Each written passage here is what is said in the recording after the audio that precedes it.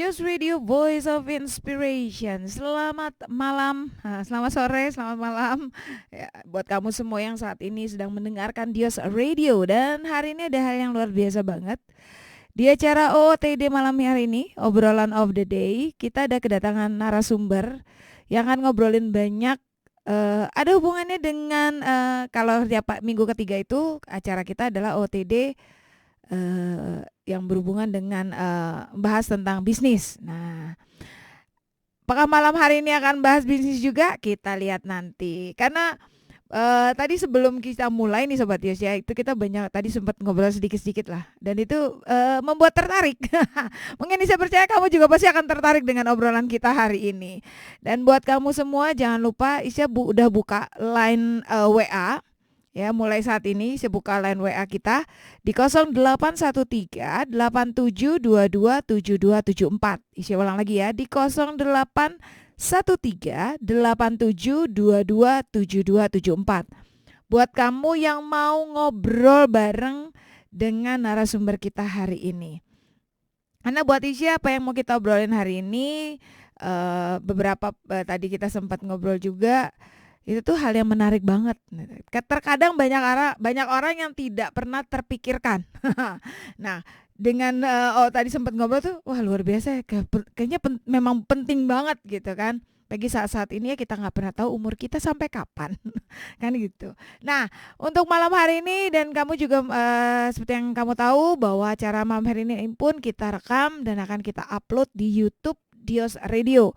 Jadi kalau misalnya kamu nih pengen mendengarkan ulang, kamu bisa langsung cek aja YouTube kita. Jangan lupa di-subscribe dan dinyalakan lonceng notifikasinya. Jadi nanti setelah masuk proses editing, nanti kita akan upload. Jadi ketika di-upload, kamu akan langsung dapat notifnya. Jangan lupa juga untuk ditonton setiap video yang sudah kita masukkan sebelumnya. Itu udah banyak banget video-video yang kita masukkan di sana. Dan saya percaya setiap video yang sudah dimasukkan, setiap sharing, setiap pujian penyembahan dinaikkan, semua acara yang dilakukan, saya percaya bisa jadi berkat buat hidup kamu. Dan jangan lupa videonya di like dan di share. Jadi bukan cuma kamu aja yang bisa mendapatkan berkat rohani yang luar biasa, tapi juga orang yang kamu kasihi, sahabat kamu, orang-orang terdekat kamu pun bisa mengalami juga. Dan kita percaya setiap kita akan terus bertumbuh dalam iman. Nah, malam hari ini, sebelum kita mulai acara OTD malam hari ini nih, kita mau kenalan dulu. Ya, coba kita cek dulu. Selamat malam, Pak. Selamat malam Ibu Lisio ya. Ya nih, beliau kapan udah dengar kan tadi suaranya? Oke, nah sebelum kita mulai mungkin silakan Bapak berkenalan dulu, memperkenalkan diri dan cerita tentang diri Bapak. Iya, perkenalkan nama saya Samuel ya, punya istri 1 dan anak dua-duanya wanita. Yang 1 lagi melanglang buana ke Aussie. Wah. Lagi mengadu nasib katanya. Yang 1 lagi masih kuliah di Unpar Parahyangan. Gitu. Oke. Nah, malam hari ini kita mau ngobrol banyak dengan Pak Samuel nih hari ini. Kita mau ngobrol tentang perjalanan kehidupan beliau, terutama yang berhubungan dengan pekerjaan, bisnis. Tadi itu sempat disebutkan ada satu hal yang buat Isya menarik banget, tapi nggak akan saya bocorin biar kamu penasaran.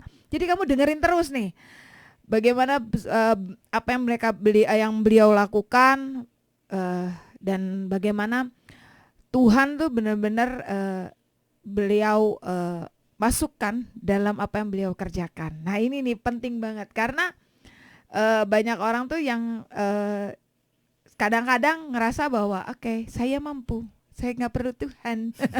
Padahal kita nggak tahu bahwa sebenarnya dalam kehidupan kita ini kita perlu banget Tuhan.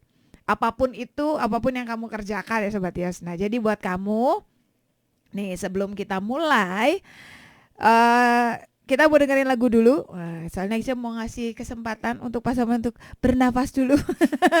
Biar tidak tegang. Jadi kita mau dengerin lagu dulu. Jadi buat kamu semua jangan kemana-mana. Tetap di sini di Dios Radio, Voice of Inspiration. Dios Radio, Voice of Inspiration. Masih dengan Isya, masih di acara OOTD, Obrolan of the Day. Dan hari ini kita mau ngobrol banyak dengan Pak Samuel yang sudah hadir di studio hari ini. Nah, tadi kita udah berkenal juga dengan beliau. Nah, diawali nih Pak. Nah, kita mulai obrolan kita. Diawali dengan ini kan Bapak berarti sekarang posisi masih bekerja ya Pak? Masih bekerja. Oke. Setia bekerja. Bekerja ibadah. Nah, boleh cerita sedikit dong Pak pengalaman bekerja Bapak dan apa namanya? Ya ini kan kita juga sedang ngobrolin tentang perjalanan kita bersama dengan Tuhan. Bagaimana seberapa besar sih Tuhan benar-benar mengambil alih dalam proses sejarah bekerja Bapak nih. Oke. Ya selamat malam ya buat para pencinta Dios, Radio Dios ya. Oke. Saya di sini nanti cuma sharing ya, mudah-mudahan sharing saya ini bisa jadi berkat ya. Awalnya sih sebenarnya saya itu dilahirkan di keluarga yang memang tidak mampu sih sebenarnya. Ayah saya tidak bisa menyekolahkan kuliah waktu itu, hanya dibilang bahwa saya harus kuliah paling sampai lulus SMA. Nah, cuma saya waktu itu kepikiran kalau saya sekolah SMA, gimana masa depan? Nah gitu, gimana masa depan. Dan waktu itu diawali ketika saya pengen kuliah, saya berdoa sama Tuhan. Tuhan, saya pengen kuliah tapi saya nggak ada biaya gitu ya. Dan saya bergumul di kamar dan Tuhan bilang kamu akan kuliah. Ya, cuma kata-kata itu aja cukup. Tuh kamu akan kuliah. Nah uangnya nggak tahu dari mana pokoknya, tapi punya sesuatu bahwa Tuhan akan pimpin saya kuliah. Nah akhirnya setelah lulus SMA saya nganggur satu tahun nih, walaupun udah doa Tuhan bilang akan kuliah, tetap nganggur setahun. Di dalam masa kosong nganggur 1 tahun ini Tuhan kasih rejeki untuk saya ngelesin anak-anak, anak-anak les. Nah disitulah saya punya biaya untuk pendaftaran sebenarnya. Biayanya bukan untuk kuliah, buat pendaftaran, tapi itu udah modal buat saya. Dan langkah akhirnya awal ya Pak langkah awal ya. Jadi setia aja apa yang Tuhan bilang, ya saya kuliahlah di situ di sekolah tekstil waktu itu. Pengennya ITB tapi tetap nggak masuk ke ITB, tetapnya di tekstil. Nah dari situ saya kuliah, ada banyak hal yang terjadi di masa kuliah itu. Waktu mau masuk juga sama, begitu udah masuk saya lulus, mikir lagi biaya kuliahnya dari mana gitu kan. Masuknya bisa, daftarnya bisa, tapi biaya kuliahnya dari mana. Tapi ya memang kalau Tuhan udah bilang, ada aja jalannya. Jalannya tuh ada yang tiba-tiba dikasih lesan lebih banyak ya. Itu sampai akhirnya saya waktu mau bayar kuliah udah mepet sebulan lagi, tiba-tiba dalam bulan itu Tuhan ngasih, mau nggak nih anak-anak mau pada ujian nih, mau nggak ngelesin. Waktu itu sampai berapa ya, seingat saya ada 10 orang. Walaupun cuma 1 bulan, tapi ya bersyukur itu untuk biaya kuliah saya gitu, seperti itu. Dan singkat katanya selesailah kuliah itu dengan biaya yang Tuhan kasih lewat kesempatan-kesempatan yang diberikan sama Tuhan. Nah ketika setelah saya beres kuliah, saya berpikir tadi kan saya bilang saya nggak mau saya lulus SMA masa depan saya gimana gitu. Sementara saya tahu bahwa Tuhan punya rencana yang lebih baik seperti itu. Dan artinya lebih baik itu saya pikirnya ya saya harus kuliah juga gitu kan. Dan akhirnya selesai kuliah, terus saya ngelamar ke satu pekerjaan yang sesuai dengan bidang saya di tekstil ya. Waktu itu memang ada ini ya, ada pekerjaan saya waktu itu ngelesin masih ya. Tapi ketika saya masuk kerja kan harus lepas juga. Nah, tapi karena mau berpikir ke depan ya saya yang lesinnya saya buang. Karena saya harus konsen kan ke pekerjaan, supaya di kerjaan itu saya bisa lebih banyak belajar juga, terus kapasitas juga nambah seperti itu. Dan akhirnya saya buang, lepaskan yang lesin itu, dan saya akhirnya konsentrasi di bekerja. Dan bekerja saya itu di dunia tekstil itu pertama saya kerja di laboratorium dulu. Laboratorium dulu tentunya banyak belajar di situ. Nah, setelah Ada tahapannya berarti ya Pak ya? ada tahapannya di laboratorium kira-kira 2 tahun. Nah, udah 2 tahun udah lumayan ngerti tentang tekstil. Boleh dong jual diri ya. Ya, harus ya jual Iya, diri. betul. Nah, waktu itu saya punya cita-cita naik lagi, nggak hanya mau di laboratorium tapi mau jadi technical, Oke. ahli di bidang tekstil untuk apa namanya support untuk percobaan di pabrik-pabrik kan masih waktu itu masih butuh orang-orang yang untuk mensupport kalau jual sesuatu itu harus disupport teknikalnya seperti itu. Dan akhirnya saya ngelamar lagi ke satu perusahaan. Oke. Dan akhirnya saya dijadikan teknisi waktu di perusahaan itu sekitar 9 tahun. Tadi di laboratorium 2 tahun lah ya. Nah, jadi teknisi 9 tahun. Nah, tetap pengen berkembang lagi. Pengen berkembang lagi, teknisi nih rasanya udah bosen juga nih. Saya pengen 9 masuk tahun ke soalnya Pak ya? ya, pengen tahu lebih dalam tentang manajemen. Oke. Jadi saya ngelamar lagi ke satu perusahaan yang sampai sekarang saya masih bekerja, yaitu PT Daisar. Oke. Itu di manajemen dan nggak kerasa udah 18 tahun. Wow. Begitu. 18 tahun. Jadi kalau di total di dunia tekstil hampir 29 tahun. Wow, 29 tahun loh Sobat Dios. Itu bukan waktu yang singkat. Kalau misalnya ini kan, kalau bisa dibilang nih kan Bapak berarti bekerja kan sesuai dengan bidang studi yang Bapak ambil, ya kan? Pernah ngalamin bosan gak sih Pak? Sebenarnya cita-cita saya tuh pengen jadi guru. Jauh berbeda ya Pak? Ya, cuma waktu itu ayah saya bilang, ya mungkin ayah saya ngelihat bahwa guru itu kurang masa depan dalam tanda kutipnya ya, kurang menjanjikan gitu. Pada masa itu. Pada masa itu, jadi papa saya dorong udah ke sekolah tekstil karena papa saya bilang setiap orang pakai baju katanya, gitu betul. Sederhana lah pikir. Jadi kalau sekolah tekstil pasti tetap dibutuhkan seperti itu. Nah, berjalannya waktu ternyata panggilan di dalam hati saya yang pengen ngajar itu tersalurkan. Walaupun tidak jadi guru sekolah dalam tanda kutip ya, tapi jadi guru orang tekstil di pabrik-pabrik, ngajar, ngasih pengetahuan, ngasih knowledge seperti itu. Jadi tetap yang cita-cita jadi gurunya tersalurkan juga gitu. Jadi saya pikir ya Tuhan terima kasih ya, panggilan yang Tuhan kasih untuk mengajar itu tetap tersalurkan gitu, Bu. Jadi istilahnya mah apapun itu Tuhan lebih paham apa yang kita mau, dan kalau Tuhan berkenan pasti Tuhan buka jalannya. Buktinya Bapak bisa tetap mengajar walaupun bukan dengan status guru seperti di sekolahan, tapi masih bisa mengajar, ya kan Pak ya. Passion mengajarnya tetap bisa ada gitu. Nah, ini kan udah 29 tahun bekerja. Pastinya kan kalau zaman sekarang banyak orang yang bekerja itu ya istilahnya gini, baru kerja sebentar. Ya kan pasti ada asam dan garamnya, rasa pahit manisnya dalam bekerja, apalagi di lingkungan pekerjaan dengan dalam sebuah perusahaan besar, bertemu dengan banyak orang, ya kan? Bertemu dengan berbagai macam karakter. Nah, kalau zaman sekarang banyak orang berpikir dengan simpelnya bahwa oke, saya nggak suka di sini, mending saya resign, saya keluar, saya cari pekerjaan baru, gitu kan? Kalau Bapak pernah nggak terlintas nih Pak selama pengalaman bekerja Bapak nih ya di yang berbau tekstil ini, pernah terlintas nggak Pak seperti itu? Ya sebenarnya gini, mungkin biasanya pada saat ada rekan kerja yang kurang enak ya, kalau zaman sekarang bilang toksik ya, toksik di dunia kerja gitu ya. Ada sih kepengenan, jujur pengen, aduh nggak nyaman nih gitu ya, pengen pindah aja. Cuma kan harus berpikir panjang gitu. Ya ini nasihat buat generasi Z ya, yang udah pindah-pindah. Jadi mental itu kita harus percaya bahwa ketika dalam situasi yang ada yang sulit pun pasti itu ada maksud Tuhan untuk kita belajar sesuatu dengan mental, dimana kita belajar adaptasi di situ, belajar menerima seseorang apa adanya, itu perlu gitu. Itu yang bisa membuat kita dapat bertahan.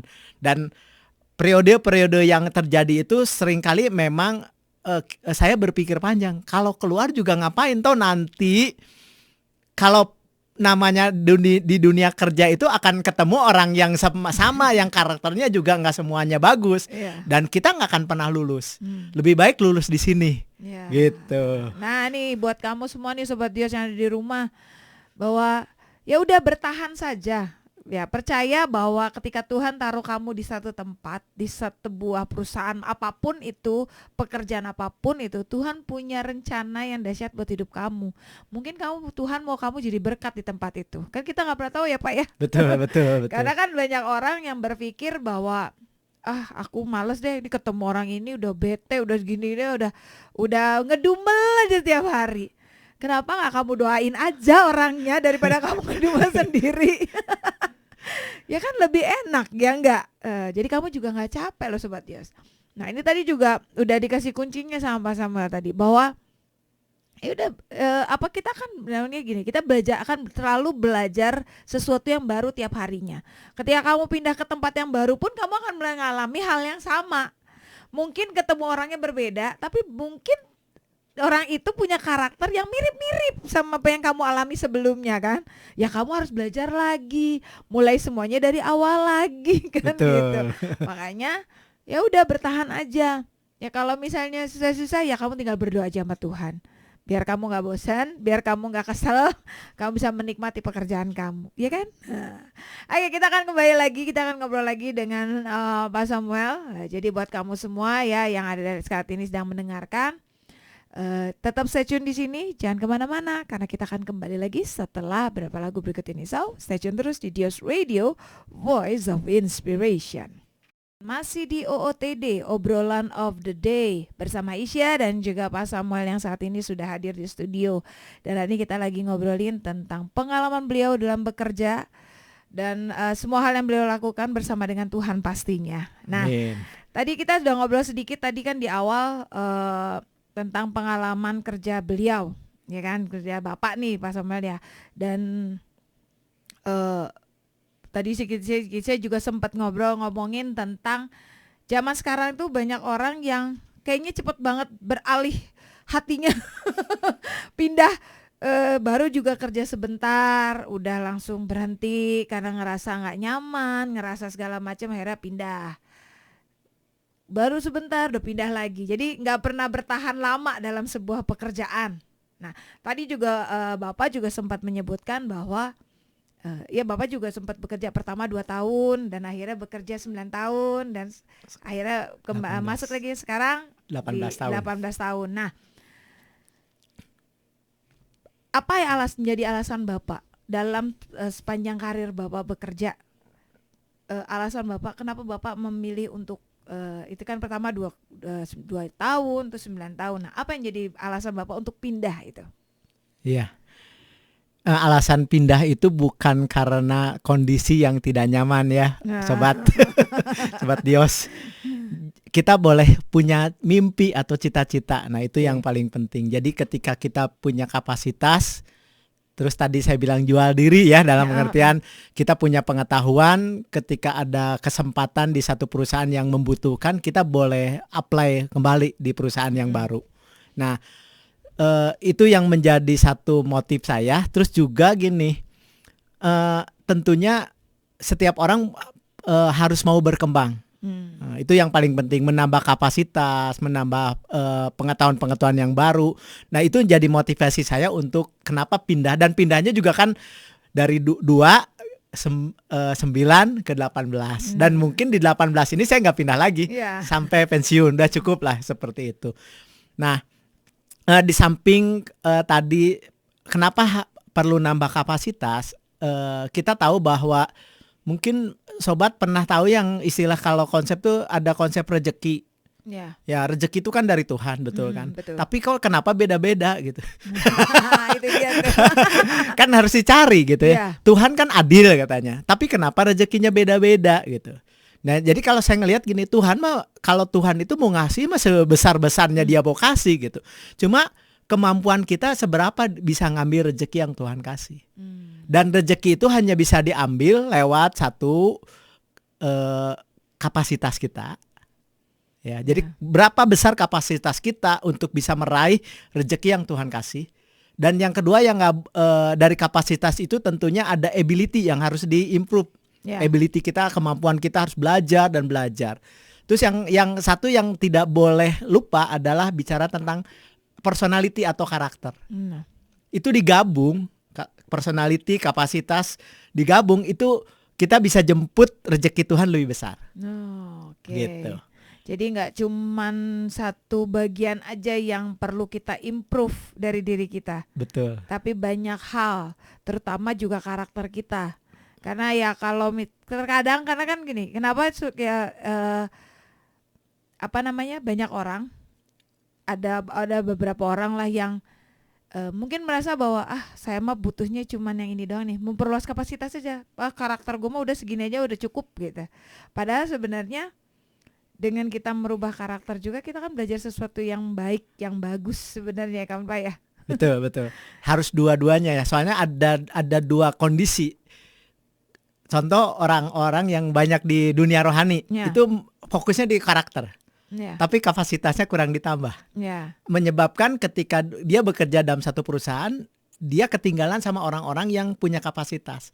Nah, cuma kalau kapasitas saja tidak dibarengi dengan karakter, orang itu bisa jahat, bisa licik, menghalalkan segala cara. Akhirnya walaupun dia sukses, tapi satu saat akan terjerumus lagi dengan karakter yang buruk gitu. Makanya itu harus disatukan, harus betul. sejalan semuanya berbarengan. Nggak bisa milih satu aja. Ya kan, harus dua-duanya sejalan karena itu yang mendukung kedepannya kita, ya kan. Apalagi kalau misalnya ya kita kan nggak pernah tahu ya kita ketemu orang seperti apa, betul, bertemu dengan karakter yang bagaimana, ya kan. Ya apalagi kita juga nggak pernah tahu situasi tempat kita kerja tuh mungkin hari ini oke, belum tentu besok oke, ya kan. Betul ya Pak ya. Betul. Jadi betul makanya sekali. semua itu harus dibarengin. Bukan cuma pilih salah satu yang kita perluas, tapi harus dua-duanya sejalan. Ya karena kan namanya manusia ya, kita kan tiap hari kita menghadapi banyak hal yang kadang kita sendiri tidak terpikir, kok bisa ya kejadian seperti ini. Iya. Kalau betul. karakter kita tidak kita perluas, nggak kita perbaiki, kita nggak belajar banyak tentang bagaimana merubah karakter diri kita sendiri. Yang ada nanti ya bukannya kita yang jadi berkat, kita jadi batu sandungan nanti jadi buat orang lain. Benar gak sih Pak? Betul. Dan kita akan karakter, kalau kita tidak membina karakter secara baik, kita akan berdarah-darah di dalam dunia kerja. Ya akan berdarah kan ketika ngadapin orang yang rumit gitu ya. Kita akan terbawa dengan kerumitan mereka, mungkin bisa jadi lebih bertikai, berkelahi. Tapi kalau punya karakter yang baik itu kan, ketika ada yang seperti demikian itu kita lebih bisa memahami, lebih bisa understanding lah istilah saya. Ya udah mungkin mereka masih dalam taraf bertumbuh, ya udah nggak apa-apa lah begitu. Jadi kita tetap dalam situasi yang bisa beradaptasi secara secara baik lah, menurut saya sih seperti itu. Karena memang di dunia kerja kan ketika ketemu orang-orang yang nyebelin gitu, apakah kita jadi sebel? Kan enggak juga. Kalau nyebelin kan kalau orang ada yang nyebelin terus kita ikut sebel kan buang energi di dalam hidup kita, buang energi kita kerja jadi nggak habis sama dia gitu. Ya udah ampuni aja, kan itu bicara karakter kan. Betul. Yang ada kita capek sendiri loh Sobat Yos, beneran. Kalau kita cuman ngurusin bahwa nih orang sebel banget, gini banget sih jadi orang gitu. Padahal kerjaan saya udah bagus, udah begini, kan gara-gara yang ini nih jadi jelek banget nih gitu.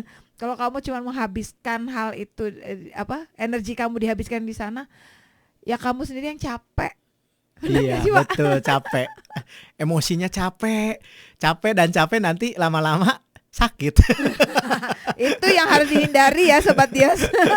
Jangan sampai deh kita sakit cuman karena kehabisan energi. Mendingan kita salurkan itu menjadi sesuatu yang baik, dan hidup kita pun bisa jadi berkat buat orang lain. Amin. Itu jauh lebih indah, yang mungkin Tuhan juga mau itu yang kita lakukan dimanapun kita berada. Nah, ini kan kita sedang ngomongin tentang perjalanan pengalaman kerja Bapak, sejarah Bapak bekerja. Dan kita tahu sekarang udah 29 tahun berarti ya Pak ya, total 29 tahun. Bukan hal yang sederhana, yang simple, yang pasti udah ada jatuh bangunnya dan segala macamnya. Nah, ini ngomongin tentang ini Pak, kan apakah Bapak hanya ini oke, saya sudah 29 tahun bekerja, udah cukup deh, saya bekerja aja gitu.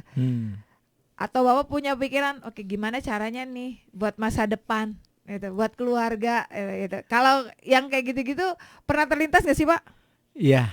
Ini menarik, justru ini jadi poin nih hari ini yang mau saya share nih. Bagaimana seorang pekerja itu kan kebanyak berpikir ya udah kerja nanti itu di masa tua nggak kepikiran biasanya. Setelah tua kan misalnya masa pensiun. Biasanya kebanyakan orang berpikir, ya kebanyakan nggak semua ya. Ya udah tenang, ada anak. Ya kan, ya, betul. tenang ada anak, nanti anak yang biayain saya di masa tua. Nah, menurut saya kurang bijak seperti itu. Karena apa? Nanti anak itu punya kesusahannya sendiri juga gitu. Nah, gimana waktu saya berpikir hal ini bicara tentang literasi keuangan sih ya. Bagaimana kita harus mempersiapkan masa depan. Seperti kalau kita lihat, saya terinspirasi juga dengan cerita Yusuf ya. Yusuf kan Firaun punya mimpi ada 7 tahun kelaparan, kebalik ya, 7 tahun kelimpahan dan 7 tahun kelaparan. Nah, bagaimana caranya mengatasi 7 tahun kelaparan? Ya kan? Nah, boleh ya saya bagiin ayatnya ya? Boleh, silakan Pak. Nih ayatnya tuh begini. Di Kejadian 41 ayat 34. Baiklah juga tuanku Firaun berbuat begini. Ya tadi kan akan ada 7 tahun kelimpahan, ada 7 tahun kekurangan atau kekurangan ya. Yakni menempatkan penilik-penilik atas negeri ini dalam tahun ke-7 tahun kelimpahan itu memungut 1/5. 1/5 tuh kira-kira 20% dari hasil tanah di Mesir. Jadi Yusuf itu udah ngajarin di Alkitab bahwa akan ada masa 7 tahun kelaparan. Gimana caranya? Pada masa tahun kelimpahan kamu harus ngumpulin 20%, harus disisihkan. Bukan disisakan, beda. Disisihkan. Biasanya orang lebih pikirnya sisanya. Nah, kalau disisakan itu pasti kalah dengan nafsu. Nanti saya cerita beda sisi sama sisa ya. Boleh. Nah, dengan disiplin konsisten ambil 20% atau 1/5 membuat Yusuf itu nggak harus lagi berdarah-darah berdoa untuk 7 tahun kelaparan. Pada masa 7 tahun kelaparan dia sudah bisa cukup untuk memenuhi 7 tahun kelaparan itu karena dia ngumpulin di masa tahun kelimpahan 7 tahun itu. Dan gak ada dicerita di Alkitab Yusuf berdoa. Bukan artinya saya tidak suka berdoa ya. Tapi ini mengajarkan jangan sampai kita hanya dalam tanda kutip gimana nanti 7 tahun kelaparan, berdoa saja, jangan. Tapi karena ada aksi yang ada persiapan, ada aksi. Nah, seperti itu. Nah, apa sih korelasinya dengan kehidupan kita cerita Yusuf? Betul kan? Nah, tentunya kan kita masa produktif itu masa 7 tahun kelimpahan. Masa produktif di mana kita masih mampu bekerja. Ya, itu mungkin kalau ada umur pensiun 55, ada yang mungkin 5 sampai 58 tergantung perusahaan. Tapi itulah masa produktif ketika kita start bekerja. Tadi saya dari 29 tahun ya. Itu masa produktif saya bekerja. Nah, disitulah saya harus menyiapkan untuk pada saat pensiun berarti saya sudah tidak lagi ada penghasilan. Itulah yang namanya disebut masa kekeringan lah istilahnya. Siapa yang akan membiayai masa kekeringan itu kalau saya tidak persiapan di masa kelimpahan? Itu. Jadi konsepnya dari situ. Jadi waktu saya mulai bekerja ini juga karena saya belajar sebenarnya. Sebelum belajar juga saya nggak ngerti lah.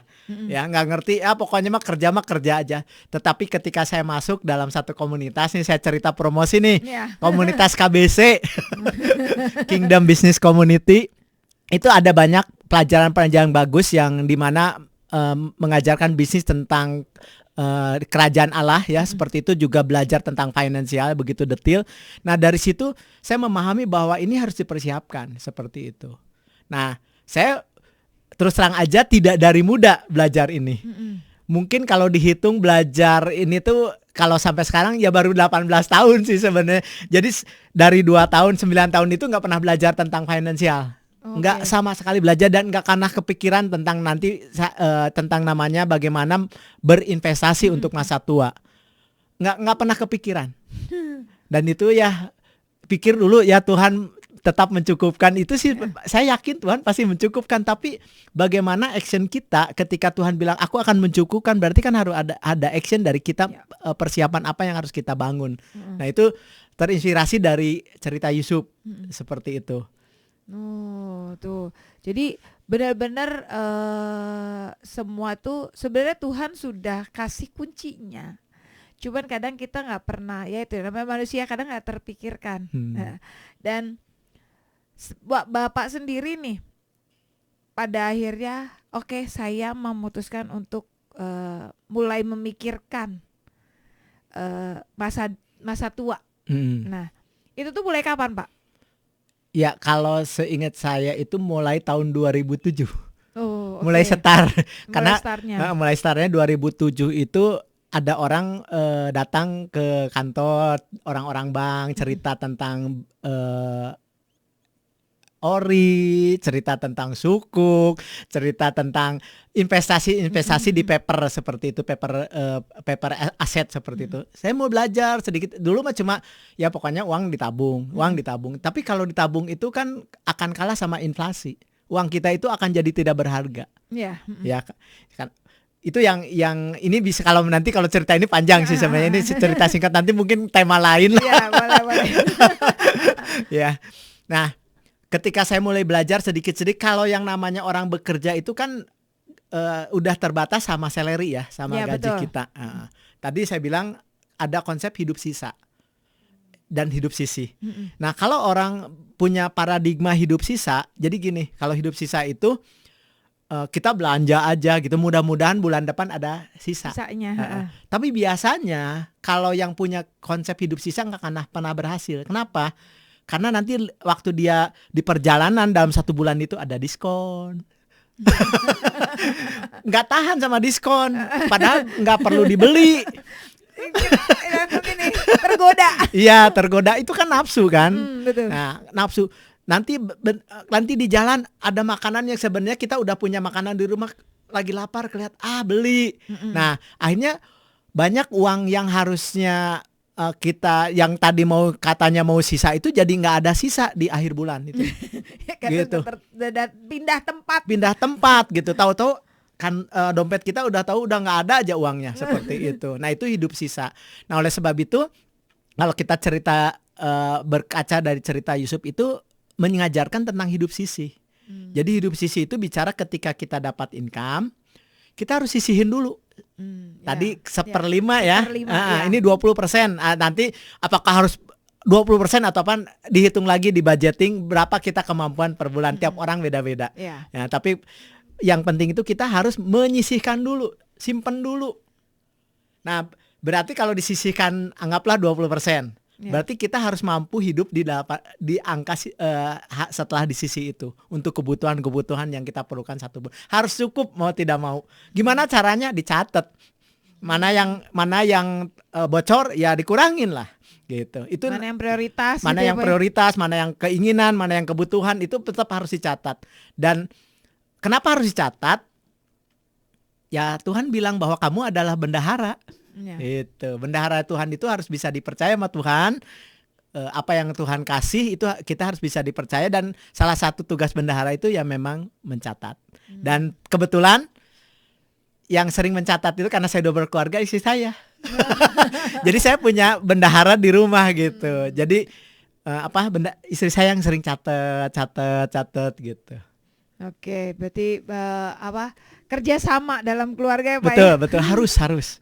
Apalagi kalau kamu memang sudah berkeluarga, itu penting banget kerjasama dalam satu keluarga, karena ya kalau udah 2 orang bersatu kan harus ada kata sepakat. Sepakat. Nah, kalau enggak nanti susah.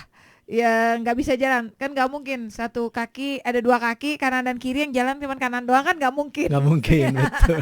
Jadi harus dua-duanya sepakat. Jadi bagian pencatatan istri ya Pak. Istri, betul, istri catat. Terus kadang-kadang ada uang yang tadi saya bilang di ini biasanya lebih di istri. Oh, oke. Disimpan di istri. Disimpan. Nah, memang penting ya. Jadi tuh Tuhan sendiri sudah mengajarkan dari kisah Yusuf pun kita sebenarnya kita belajar banyak. Bagaimana dia menyisihkan, bukan menyisakan ya. Iya. Jadi bukan sisa-sisanya, karena itu godaan. Zaman sekarang godaan sangat besar Sobat Yos. Percayalah. Itu yang namanya diskon, yang namanya potongan harga tuh bikin orang menjadi yang tadinya oke, saya mau menyisakan ini sekian nih, nggak mau dipakai gitu, karena udah diskonnya gede banget. Iya. Akhirnya mau tidak mau beli, padahal nggak butuh. Banyak tanggal indah kan? Betul banget Pak. Tanggal 2 bulan 2. Membuat daya tarik tuh semakin dahsyat dan luar biasa. Nah tadi kan Bapak juga sempat bilang bahwa tadi sempat singgung sendiri tentang berinvestasi. Investasi. Nah, kan apa? Membuat sesuatu untuk masa depan, masa tua istilahnya. Betul, betul. Banyak orang tuh tidak pernah berpikir sampai ke sana, ya kan? Karena banyak orang yang merasa bahwa urusan nanti tua nanti aja gampang gitu. Apalagi Bapak tadi udah cerita bahwa ada orang-orang yang berpikir ya tenang aja, ada anak, nanti anak aja, nanti biar anak yang ngurusin saya gitu kan. Iya. Padahal sesungguhnya seharusnya kan tidak seperti itu ya Pak ya. Betul, betul. Harus benar-benar dipikirkan. Nah ini Bu, ini pelajaran buat kamu nih Sobat Yos. Bagaimana nanti kita juga mau ngobrol juga sama Pak Samuel tentang, nah kan Pak Samuel juga kan sudah mulai berinvestasi ya Pak ya. Iya, sudah. Nah nanti kita mau belajar banyak nih sama beliau. Jadi buat kamu Sobat Yos, kalau ada pertanyaan, kamu langsung chat aja ke nomor WA kita di 0813 8722 7274. Saya ulang lagi ya, di 0813 8722 7274. Mungkin kamu mau bertanya-tanya, mungkin kamu sudah baru mau berpikir nih tentang melakukan investasi untuk masa depan, untuk masa tua nih. Tapi Pak saya masih muda, gimana dong gitu. Nah, kita banyak nanya nih karena tadi sempat di-spill sebenarnya, nggak di dalam studio ini. Tadi di luar sempat ngobrol sedikit. Sebenarnya paling bagus itu kapan kita mulai memikirkan untuk investasi masa tua. Nah, nanti kita akan obrolin setelah kita dengarkan beberapa lagu berikut ini. So, stay tune terus di sini di Dios Radio, Voice of Inspiration.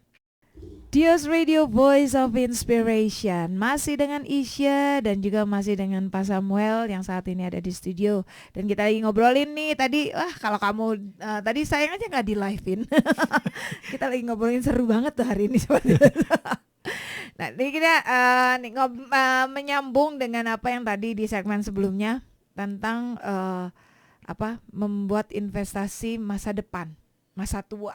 Iya. Iya kan. Nah tadi Bapak juga udah cerita bahwa Bapak mulai belajar banyak dan tertarik untuk ini tuh, belajar itu dari tahun 2007, iya kan? Itu sudah, kalau 2007 sama Kesia School udah seumuran berarti. Ya, udah 17 tahun berarti ya.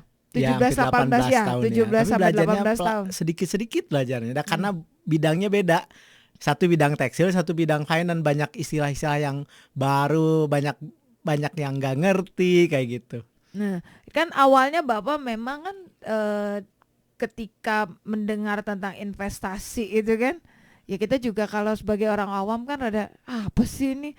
Nggak tertarik, biasanya kan gitu orang-orang gitu kan. Nah, waktu Bapak banyak yang memperkenalkan tentang investasi ini nih. Apa sih yang membuat akhirnya Bapak bilang, oke, saya mau belajar, saya mau mencoba, mencari tahu dan akhirnya mencoba. Apa yang membuat akhirnya Bapak mengambil keputusan itu? Ya, pertama kalau misalnya bicara tentang investasi, itu terinspirasi sama ayat Alkitab lagi nih. Oke. Ya, pernah mungkin sobat Radio Dios tahu ya tentang perumpamaan tentang talenta. Ya, ketika tuannya pulang, itu didapati yang 5 jadi 10, yang satu tetap satu. Nah, yang satu tetap satu kan dimarahin sama tuannya. Betul. Ya, kenapa kamu tuh tetap satu gitu kan. Nah, kalau kita lihat ayat yang terakhir di ayat kunci itu dia bilang harusnya itu kamu itu dititipin. Jangan disimpan dikubur, tapi dititipin sama yang bisa ngelola. Supaya apa? Supaya berkembang. Nah, bicara talenta ini mungkin ya kalau saya ini kan talenta itu bicara uang. Tuhan pengen sebagai bendahara yang dipercaya Tuhan itu mengembangkan aset-aset yang Tuhan percayakan sama kita. Jadi 5 bisa jadi 10, 3 jadi 6, nah 1 pun harus bisa jadi 2 kayak gitu. Nah itu yang terinspirasi. Nah dengan saya belajar tentang keuangan, berarti uang saya harus dikembangin dengan di mana bisa mengalahkan inflasi. Seperti itu. Jadi kalau misalnya kita taruh, pertama sih tadi ngumpulin ya memang untuk dana darurat dulu ya. Kita harus punya dana darurat. Kenapa perlu dana darurat? Karena kalau ada satu saat ada malapetaka, kita bisa pakai dana darurat. Yang ada yang tadi dari hidup sisi itu simpen dulu. Kalau di literasi keuangan tuh kalau yang masih single itu 3 kali. Kalau yang udah berkeluarga tuh 6 kali dari cost living. Jadi kalau misalnya cost livingnya 1 bulannya tuh 5 juta. Berarti dana darurat kalau untuk single tuh kali 3. Berarti dia harus punya di tabungan yang ready itu 15 juta. Kalau yang udah berkeluarga berarti kali 6. Berarti 30 juta. Itu literasi keuangan diajarkan. Boleh lebih ya, boleh lah seperti itu. Nah tapi jangan terlalu berlebih juga. Karena apa? Karena ada inflasi. Gitu. Nah kalau sudah dana darurat kita ada, kenapa dana darurat ini penting gitu ya? Kan kita kalau yang kayak saya ini kan boleh dikatakan yang namanya kerja itu bisa satu saat di PHK. Ya betul ya. Situasi itu pasti kita nggak pernah tahu masa depan apa yang terjadi, ekonomi yang terjadi. Setiap orang yang kerja itu ada risiko yang namanya di PHK, gitu kan. Nah, tapi kalau kita punya dana darurat, anggaplah kita di PHK, nggak ada uang pesangon karena misalnya perusahaannya memang lagi berdarah-darah. Kan banyak ya di PHK nggak dapat uang pesangon. Nah sementara kan kalau waktu udah di PHK kita tidak dapat income, kan kayak dapur kan harus tetap ngebul. Listrik tetap harus bayar. Nggak ada istilah gini, saya lagi di PHK, nanti dulu ya bayar listrik ya dimatiin sama PLN. Dipending dulu sama PLN langsung dimatiin. Ya perut. Nanti ya nggak usah makan dulu karena saya lagi nggak ada duit, nggak bisa, tetap harus makan. Nah kalau tidak ada dana darurat, kira-kira Sobat Dios bisa nebak apa yang akan terjadi? Padahal kebutuhan itu harus tetap jalan. Gimana Bu? Kayaknya yang ada nanti istilahnya udah pikirannya udah yang negatif aja, melakukan hal-hal yang negatif biasanya banyak orang. Ya kan gini, kita kan tadi nggak ada dana darurat, nggak nabung lah ya, nggak punya dana darurat. Tapi kebutuhan ini kan di PHK kita nggak punya penghasilan. Minjem kayaknya Pak. Ah itu betul. Jadinya minjem. Akhirnya minjem. Istilahnya mah dana kutip utang lah. Iya. Akhirnya kita kejebak sama hutang. Nah kalau udah kejebak sama hutang, apalagi sekarang pinjol tuh sangat kejam sebenarnya, bahaya. Banyak orang-orang tuh akhirnya terjebak sama pinjol dan itu saya lihat kasihan. Dan kalau lihat Sobat Dios, coba cek yang kena pinjol berapa triliun kalau nggak salah di Indonesia. Ngeri banget. Ya dicek aja lah di Google ya. Karena itu nambah terus. Nah, bisa bayangkan ketika orang di PHK nggak ada dana darurat, akhirnya karena mereka harus berjalan, akhirnya otak mereka itu nggak lagi berpikir gimana cara kerja untuk kreatif, untuk cari penghasilan tambahan atau mencari penghasilan baru atau ngelamar kerja, udah pusing sama ngutang. Dan udah kalau ngutang kan ditagih-tagih sama yang punya ngutangin. Jadi kita tuh stres di situ. Nah, cuma kalau misalnya kita nyiapin tadi udah di sisi dana darurat, kalau ada case seperti tadi, ini salah satu contoh ekstrim, kita masih bisa tenang. Kalau yang merit itu 6 bulan. Masa 6 bulan kita diam aja, pasti kan enggak, kita ngelamar tapi kita udah tenang. Karena apa? Enggak minjem.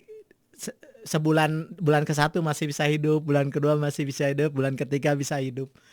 Saya yakin kalau orang yang percaya Tuhan, terus punya kapasitas, punya karakter, pasti dapat peluang lagi untuk bekerja. Yes. Saya sih percaya Ya, itu. amin. Karena kan anak Tuhan bukan anak-anak yang malas kan ya. Betul Anak-anak sekali. yang rajin ya. Dan pasti kalau udah yang namanya rajin itu, lihatlah di kitab Amsal.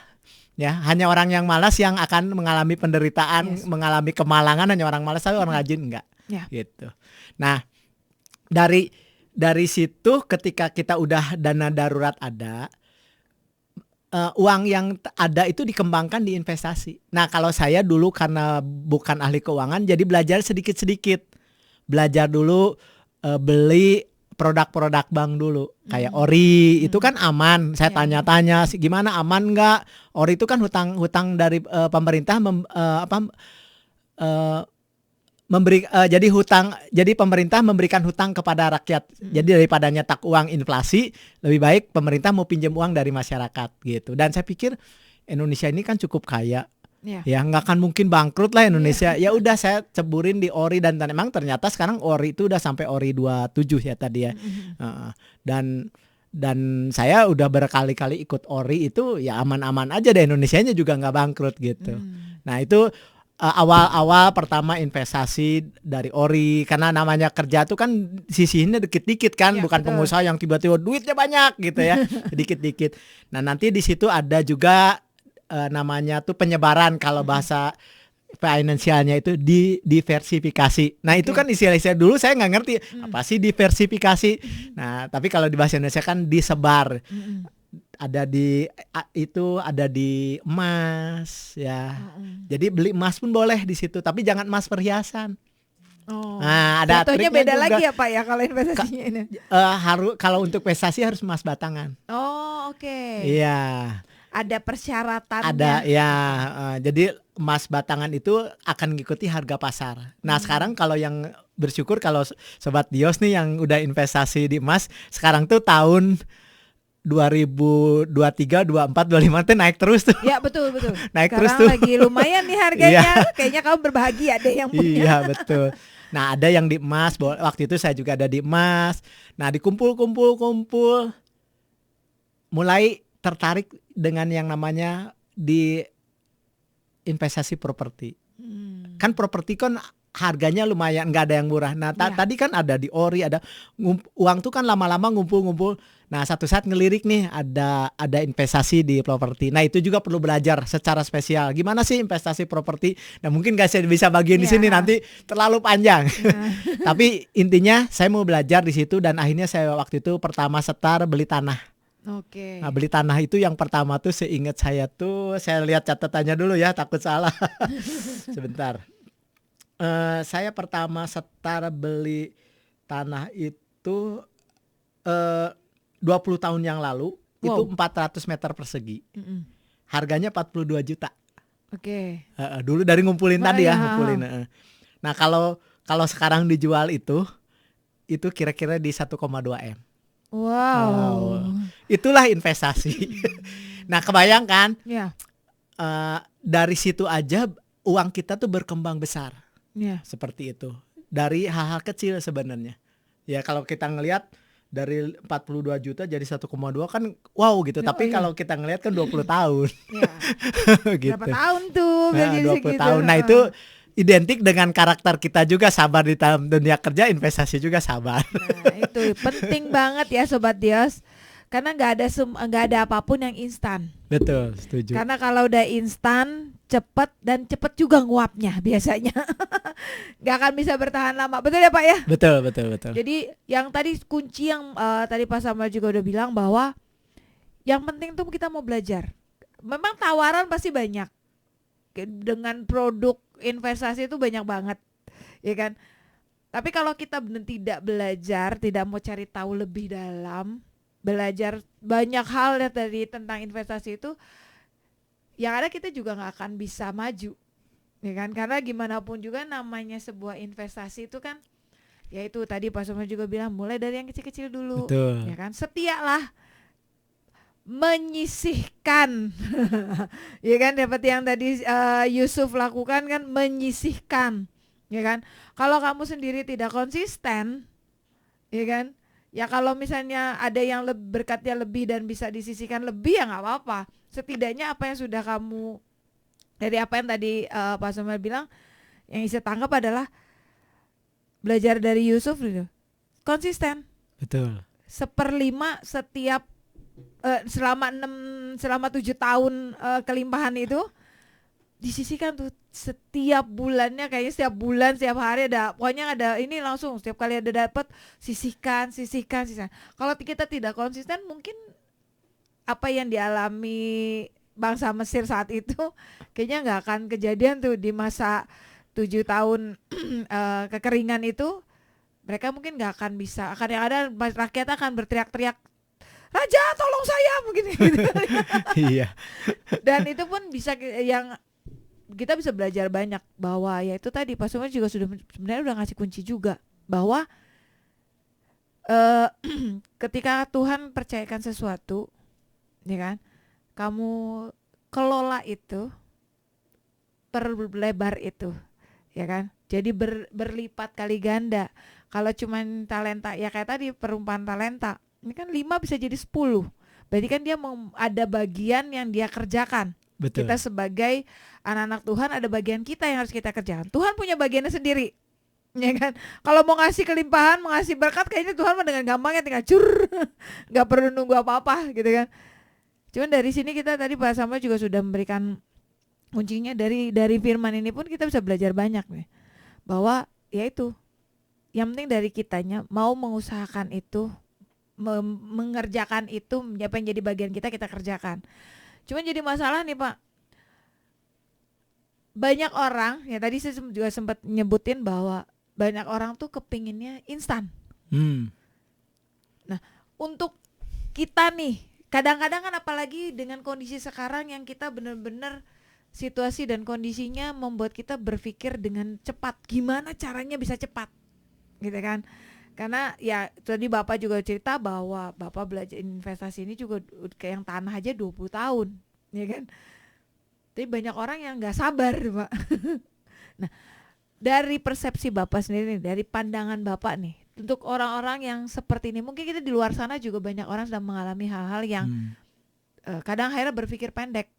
Oke, saya mau pinjem gitu, saya mendingan pinjem aja deh, ngutang aja deh. Cuman ujung-ujungnya jadi gali lubang tutup lubang.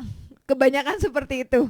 Nah, kalau menurut Bapak sendiri nih, untuk Sobat Dios yang di luar sana mungkin sedang mengalami hal-hal yang seperti ini, sebaiknya seperti apa? Iya. Yang pertama adalah kita harus tetap balik lagi ke firman Tuhan ya. Firman Tuhan bilang jangan pengen cepat kaya. Jadi bukan artinya kita tidak boleh kaya. Kalau udah bicara pengen cepat kaya itu bagaimana kita itu fokus hidup kita itu bagaimana kekayaan itu bisa secara cepat. Dan biasanya kalau udah cepat kaya, udah di firman Tuhan katakan kamu akan jatuh ke situ. Ya, akan ada banyak pencobaan yang kamu hadapi di situ. Karena fokusnya udah bukan lagi Tuhan, tapi fokusnya udah uang di situ. Nah, itu akan mengalami banyak penderitaan seperti itu. Nah, kalau saya ngelihat di situ, artinya apa? Tuhan juga ketika kita mengembangkan sesuatu, kita juga harus tahu bahwa kita nggak boleh tamak juga. Ya, nggak boleh tamak, karena ketamakan itu juga akan membuat kita terjerumus di dalam hal-hal yang buruk seperti itu. Nah, salah satu contoh kalau kita fokusnya pengen cepat kaya, biasanya nanti kejebak sama orang-orang yang akan menipu teman-teman Sobat Dios. Kan otak kitanya pengen cepat kaya, pengen cepat kaya. Nanti ada tawaran investasi, udah titip di saya 10%. Wah, dengan iming-imingi, dengan adanya testimoni kesaksian dari sebenarnya kelompok-kelompok mereka. Wah, saya dapat uang banyak hari ini, cuma naruh 1 juta bisa jadi 10 juta gitu kan. Bikin orang jadi tertarik Dan itu testimoninya dia fotoin gambar-gambar uang seperti wah saya lagi dari ATM nih dapat uang seperti itu. Nah, kalau kita berpikir jernih, kebayang nggak Sobat Dios, dikasih 10% ya, 1 bulan aja. Usaha apa? Yang berarti 1 bulan 10%, berarti kalau 1 tahun kan jadi 120%. Kan kebayang kan, spektakuler gitu. Sementara kalau kita usaha di dalam dunia real kan untuk dapat 10% aja berat banget gitu. Mesti kerja berapa tahun? Ya, pengusaha-pengusaha kalau kita tanya gitu, itu untuk dapatin keuntungan 10% sampai 20% itu dalam 1 tahun itu nggak gampang. Nah, ini tiba-tiba dapat 120%. Nah, biasanya kalau orang yang pengen cepat kaya biasanya pasti kejebak di situ. Dan akhirnya ketika dia masukin uangnya pertama kayak betul, diganti 1 juta, dapat benar misalnya 1,5 juta atau 2 juta. Masukin lagi kan itu yang akan dijamah itu otak irasional kita. Mulai nggak irasional. Ayo taruh 10 juta. Taruh 10 juta. Nanti kalau udah makin besar langsung hilang itu.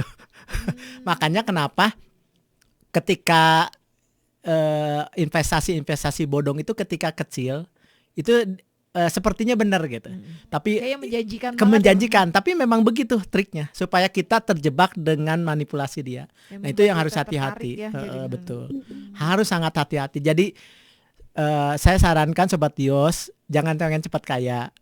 Lebih baik bertahap, dan kita percaya bahwa ketika kita bertahap, belajar sedikit-sedikit, belajar lebih baik ya, lebih benar, kita akan menginvestasikan di tempat-tempat yang tepat. Karena investasi ini kan banyak sebenarnya. Kayak ada orang yang tertarik di properti, ada orang yang tertarik di dunia bisnis real, ada yang tertarik mungkin di saham, ya beli saham itu juga perlu belajar. Jadi jangan ikut-ikutan. Kalau ikut-ikutan ya semuanya juga pasti nggak benar gitu ya, karena ikut-ikutan. Ya orang lain untung, dia kalau ikut-ikutan mah rugi gitu kan. Itu semuanya perlu belajar lah gitu. Nah, jadi jangan pengen cepat kaya intinya ya.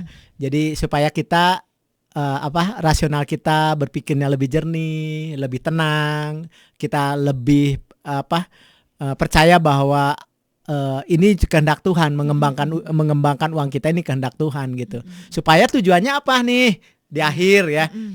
Kalau kita diberkati jadi aset kita bertambah, yang pertama kita tidak nyusahin di masa tua. Itu penting. Anak kita juga tidak disusahkan sebenarnya ya. Karena anak juga punya kehidupan sendiri sendiri ya. Walaupun memang pasti nanti anak tuh sayang sama orang tua mah adalah, itu juga nggak salah. Tapi minimal kita yang jadi orang tua tidak nyusahin anak. Satu, terus tidak nyusahin juga orang lain sebenarnya. Kalau anaknya susah kan jadi nyusahin orang lain. Itu. Nah, itu yang kedua. Dan yang lebih naik level lagi adalah di masa tua, karena kita punya aset yang terus berkembang, kita bisa jadi berkat. Seperti kalau kita lihat di kisah Yusuf, itu kan ada 7 tahun kelaparan. Karena ada Yusuf di Mesir, itu kan ada saudara-saudaranya Yusuf yang dibawa ke Mesir tuh. Itu kan kalau nggak ada Yusuf, mereka kelaparan juga. Betul. Tapi karena ada Yusuf dan daerah sekitarnya diberkati, karena Mesir itu bisa menyiapkan 7 tahun kelaparan, dan saya yakin area-area sekitarnya diberkati pada waktu itu di dalam kepemimpinan Yusuf. Nah, saya berpikir juga seperti itu. Di masa tua, ketika kita tidak nyusahin, aset kita tetap ada nih. Kalau istilah financial, passive income. Kalau saya sih nggak bilang passive income. Aset kita ini tetap berjalan. Nah, kita bisa di situ bisa memberkati banyak orang juga. Gitu. Ya, tuh Sobat Dios. Jadi banyak belajar lah, ya kan, investasi banyak banget, dan itu perlu belajar, betul-betul belajar, cari tahu. Betul. Biar kita tidak terjebak. Karena kalau udah terjebak biasanya agak susah untuk keluarnya. Karena ya itu tadi situasi adalah gali lubang tutup lubang. Yang tadi kita berpikir akan dapat yang besar, akhirnya zong. Iya. Makanya banyak belajar, cari tahu. Dan cari tahu juga yang benar, investasi yang baik itu yang seperti apa. Jangan sampai kita karena diiming-imingi sesuatu tergiur, terjebak ternyata seperti itu. Makanya belajar, karena dari Pak Samuel sendiri juga udah cerita kan, nih Sobat Dios, bahwa beliau pun belajar banyak sebelum akhirnya memutuskan untuk berinvestasi. Ya kan? Karena kalau ya istilahnya gini, kalau kamu berinvestasi tanpa tahu apa-apa, seperti orang ya istilahnya seperti orang buta yang nggak ngelihat, main asal comot aja. Betul. Asal ngambil gitu kan, tanpa tahu apa yang dia pegang gitu kan.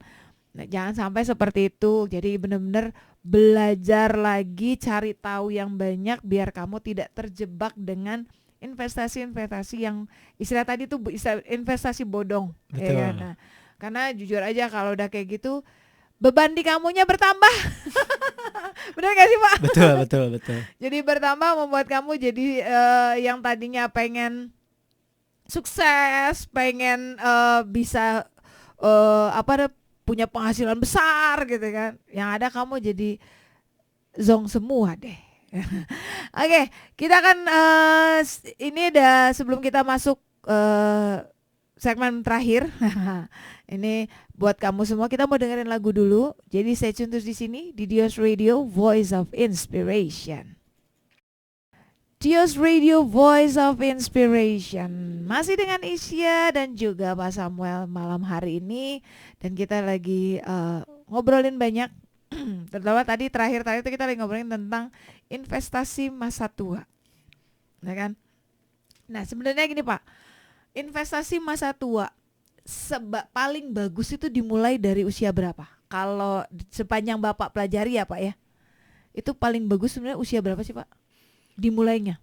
Sebenarnya belajar investasi itu kan sebenarnya belajar mental sebenarnya. Sedini mungkin sih sebenarnya. Kayak saya punya anak, dari kecil sudah diajarkan untuk misalnya dia waktu kecil tuh anak saya misalnya dikasih uang jajan nih, anggaplah misalnya 10.000, dia itu nggak boleh 10.000 tuh habis. Jadi dia tuh harus tahu bahwa ketika dia dikasih uang jajan itu harus nabung dari uang jajan. Itu udah belajar investasi sebenarnya. Nah, mental seperti itu dibangun dari sejak kecil, itu nanti akan menjadi habit dia di masa ketika dia bekerja. Itu akan ada mental seperti itu. Tapi kalau tidak diajarkan dari sejak kecil, misalnya apapun dikasih uang langsung habis, itu mental itu akan kebawa ketika dia juga dapat income ketika dia bekerja. Berpengaruh itu ya Pak berpengaruh. ya, Itu kalau bicara tentang kapan, ya sedini mungkin kalau boleh ya. Tetapi kan itu dari hal kecil. Nanti kalau udah mulai ya minimal udah mahasiswa lah ya, kita belajar. Tapi sekarang sih sebenarnya udah banyak orang-orang belajar dari sejak masa sekolah ya, sudah banyak literasi keuangan sih sebenarnya. Ya, beda dengan kayak dulu ya. Gitu. Mulai banyak orang sekarang sudah istilahnya mengembangkan itu untuk belajar banyak, karena ya kita nggak pernah tahu masa depan akan ya. Kayak zaman COVID juga kita pernah tahu akan terjadi COVID. Betul. Ya kan, sebuah pandemi yang membuat akhirnya semua orang jadi stuck, nggak bisa ngapa-ngapain ya kan. Dan itu makanya sekarang mungkin program-program yang mengajarkan tentang berinvestasi mungkin sekarang sudah jauh lebih banyak daripada dulu ya Pak ya. Betul, banyak. Sekarang lihat di YouTube aja banyak sebenarnya. Nah, ini terakhir Pak, ada yang WA. Iya. Nah, ini dia nanya nih, sepanjang Bapak, ini kan Bapak sudah sudah 2000 dari 2007, berarti kan udah hampir 18 tahunan lah ya berinvestasi nih. Pernah gagal nggak sih Pak? Misalnya apapun itu ya, dan gimana caranya Bapak untuk bangkit lagi? Karena biasanya banyak orang ketika sudah gagal, untuk bangkit lagi tuh mereka takut gagal lagi gitu. Ya, di namanya investasi itu ada risiko. Selalu ada risiko ketika kita tidak berhati-hati atau kurang belajar. Biasanya ada aja sih yang maksudnya tidak jadi investasi, dan saya juga ada sih sebenarnya. Jadi kayak contohnya salah satunya ada bisnis nih. Yuk ikutan teman ikut bisnis. Nah, kita jeburin uang kita, tapi kitanya nggak belajar situ, jeburin.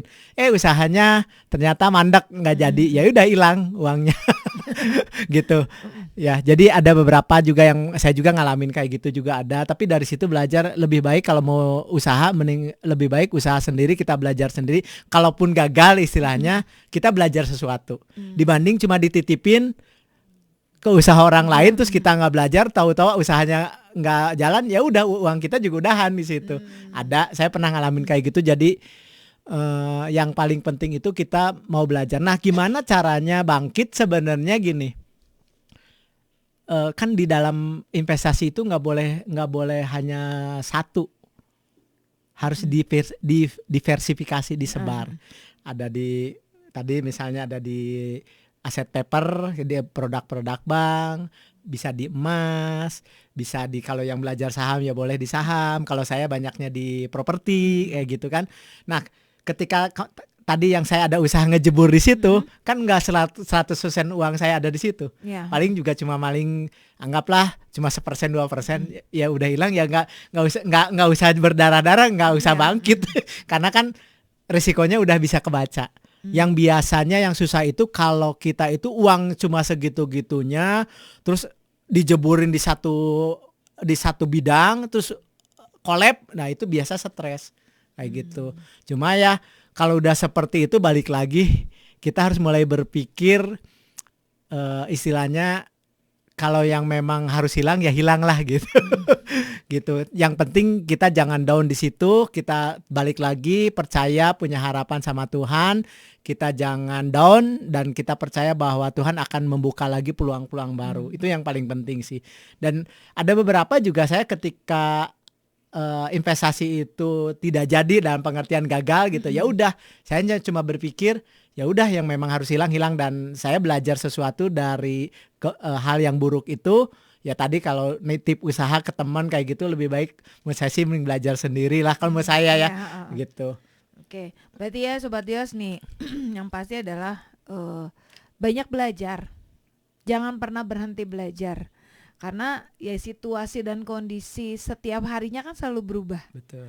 Dan mau tidak mau apa yang kita hadapin pun berubah, selalu berubah gitu kan. Namanya roda kan selalu berputar terus gitu, nggak akan mungkin roda berhenti gitu kan, pasti berputar terus, gelinding terus. Nah itu pun yang harus kita lakukan juga, bahwa banyak belajar, dengan kita banyak pengetahuan, membuat kita jadi tidak terjebak dalam sebuah situasi yang membuat kita berdarah-darah istilahnya tadi. Ya, jadi buat kamu semua, kalau memang kamu sekarang lagi mengalami hal tersebut, ya sudah, yang paling gampang bertobat dulu. Bertobat, mulai belajar banyak. Gak usah ya pasti sedih lah ya, namanya kehilangan uang pasti sedih. Cuman bangkitkan diri kamu untuk mulai belajar, mengenal apa yang mau kamu lakukan itu, dan pastinya belajar mencari tahu dan bertanya Tuhan, yang ini bisa nggak saya masuk ke sini, investasi di sini gitu. Selalu libatkan Tuhan, karena percayalah kalau kamu nggak libatkan Tuhan, kadang-kadang kalau udah keinginan daging lebih banyak euforianya. Benar gak sih Pak? Lebih banyak euforianya. Oke Sobat Dios, terima kasih buat kamu semua yang sudah mendengarkan Dios Radio untuk malam hari ini. Saya percaya bahwa sharing yang dibagikan oleh Pak Samuel malam hari ini benar-benar memberkati kita banget, membuat kita belajar bahwa tidak ada kata berhenti, dan namanya mempersiapkan sesuatu untuk hari tua itu penting, ya kan? Biar hidup kita pun, walaupun kita sudah tidak bekerja pun, kita masih bisa jadi berkat untuk orang lain. Betul. Iya kan? Intinya itu, karena kita ada di dunia ini, Tuhan menciptakan kita kan untuk kita bisa jadi berkat buat orang. Kalau kita nggak jadi berkat, malah jadi batu sandungan, itu tanda tanya besar sebenarnya, ya kan? Jadi yuk sama-sama kita belajar dari apa yang sudah di-sharingkan oleh Pak Samuel juga malam hari ini, bagaimana Tuhan bekerja dahsyat dalam kehidupan beliau, dan bagaimana beliau berjalan bersama dengan Tuhan dalam setiap pekerjaan maupun investasi yang beliau lakukan, selalu mengandalkan Tuhan, dan pastinya belajar banyak, karena di firman Tuhan tuh udah dibukain banyak banget kuncinya. Cuma masalah kita tuh gak pernah belajar. Gak mau belajar dari situ gitu kan. Jadi yuk sama-sama belajar. Nah sebelum kita tutup malam hari ini, Isya mau minta Pak Samuel untuk berdoa untuk setiap Sobat Dios yang mungkin malam hari ini mereka mau mencoba berinvestasi, atau mungkin saat ini dalam kondisi yang mereka sedang terjebak nih dengan investasi yang tadi itu, yang investasi bodong gitu, biar mereka bisa menemukan jalan keluarnya. Oke, mari Sobat Dios kita sama-sama berdoa. Bapak, terima kasih, kami bersyukur kepada Tuhan untuk hari ini. di mana kami boleh berbagi, kami boleh memberikan satu pencerahan bagi Sobat Dios Tuhan.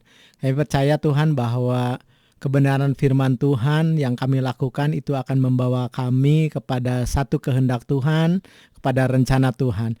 Biarlah mimpi-mimpi yang ada pada kami adalah mimpi-mimpi yang Tuhan berikan dalam hidup kami. Tuhan, kami saat ini berdoa bagi rekan-rekan sobat-sobat Dios yang sedang belajar untuk mengembangkan investasi. Kiranya Tuhan boleh mendorong mereka untuk belajar terlebih dahulu, mengerti terlebih dahulu, sehingga mereka tidak terjebak dengan pengen cepat kaya, tetapi mereka boleh belajar lewat proses demi proses sehingga mereka boleh ahli di bidangnya.